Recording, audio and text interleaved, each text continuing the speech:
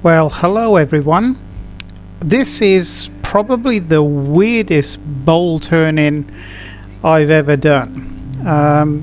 This is my dog here, one of my dogs, and even he knew something was amiss, and he was trying to stop me digging this up, and he moaned the whole time. This incidentally is a wattle longifolia, or an acacia longifolia, so I'm told, and it took some getting out, but we managed to do it. This is about probably half an hour of digging to get it out, but we managed to get it out okay. This is my my mate Bob that's helping me, and it was damn heavy.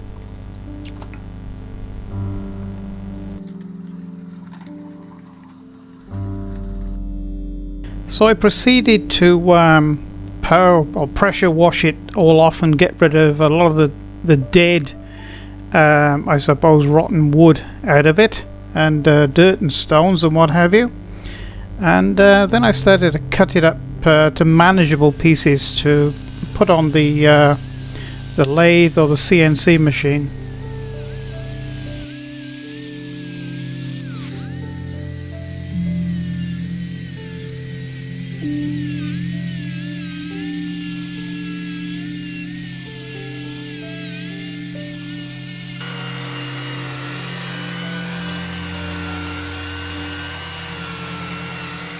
When I say to you that weird things were happening, believe you me, they were. Very, very strange. For instance, lighting going out and having to replace them. The motor seizing up on my power wash. And I actually took it apart, got it back into the workshop, and immediately plugged it in, and it fired up. Couldn't understand that. Then starting to film, and the shutter on the camera wouldn't open halfway, and all these things were happening. So I decided to do something about it and sort this out once and for all.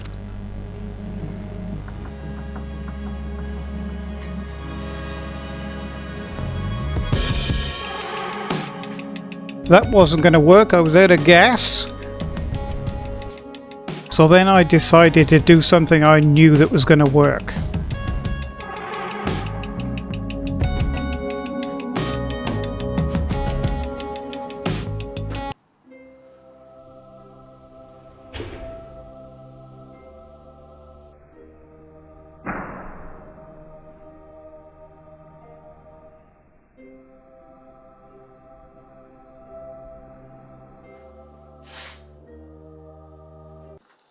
So the best method I could come up with to ensure that this wasn't going to come flying out at me, I put probably about 12 screws into the end of into my faceplate, and screwed my faceplate well on, and I just had to take the edges off here so it could rotate in my my lathe. It was just an inch too wide, and that's the tool, my tool of choice to get rid of some material. It's a very handy tool. I'm just showing you here that I got it running at 300 RPM. It wouldn't go much more than that. It started to make the lathe dance around a bit because it was the weight was all one-sided. So I started to face off the end there. And of course there's a lot of air cut in here as well, which I'm doing right now. And so I turned up the back first, and I actually put it back on the lathe with the faceplate again when I turned it round to hollow the inside out. So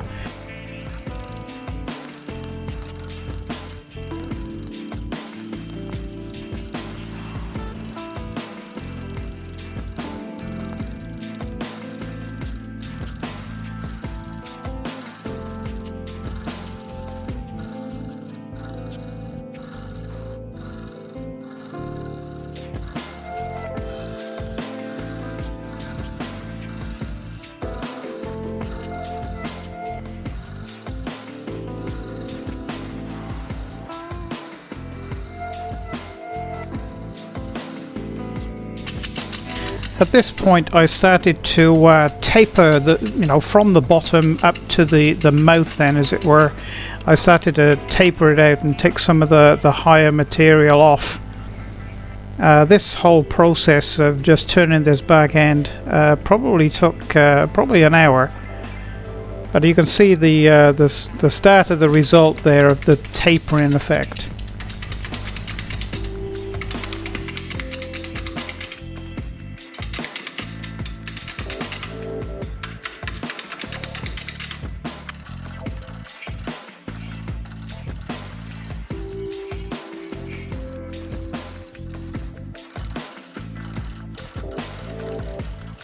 So now I start to do some scraping with the bowl gouge, because I've gone actually in as far as I needed to go, because I didn't want to break through the side wall, as it were.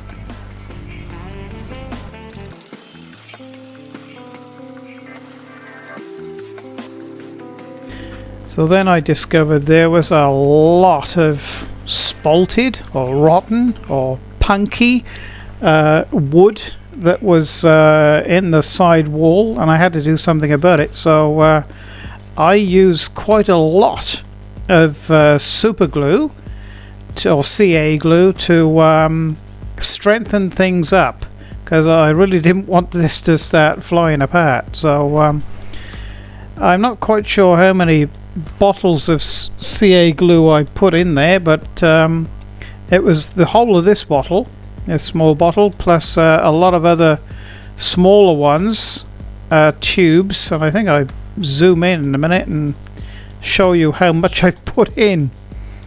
But it was extremely rotten or spalted then. So yeah, it was turned out to be quite a difficult bowl to turn. Oh, there you go. This all the super glue empties, and of course it's making a big mess. So anyway, I turned it around and I started to hollow out the inside.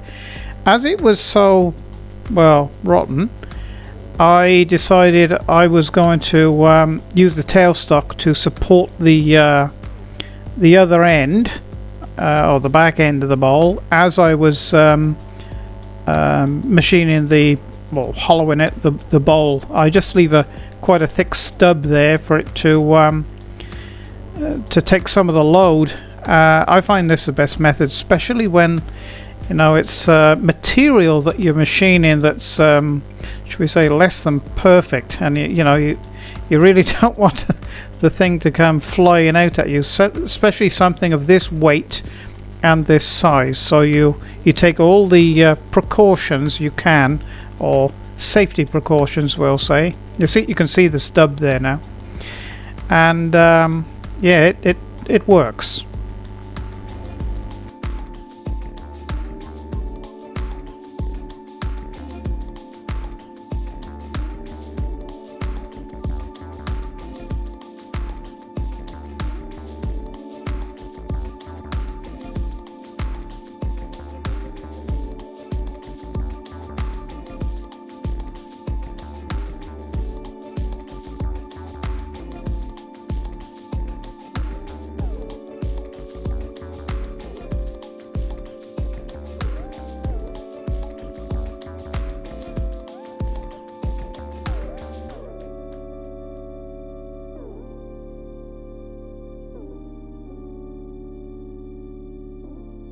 So having hollowed it as much as I could with the bowl gouge, I was starting to sort of break through the sidewall. So I thought, okay, what can I do here?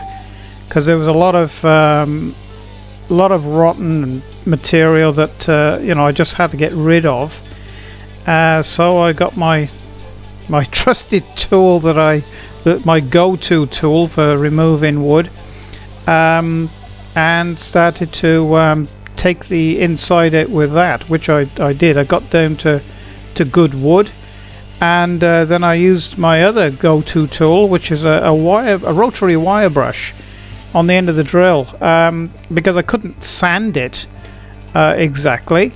So you just get as much of the loose material as you can, and you know, this is the most effective way to do it. I mean, don't dig it in too hard, and you just work at it little bit at a time, till you get to good wood. But you still can't still can't sand it exactly, so you do the best job you can, and this is the best method that I found anyway.